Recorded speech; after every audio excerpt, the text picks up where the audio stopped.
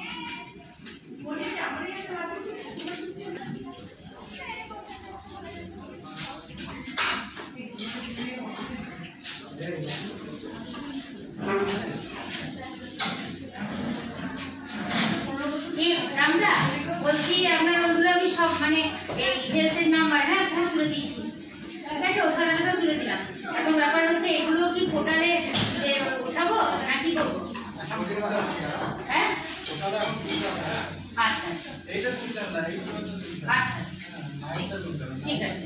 বেশ তাহলে এগুলো ওখানে তুলে দিলাম আর আমার কিছু করতে হবে না তো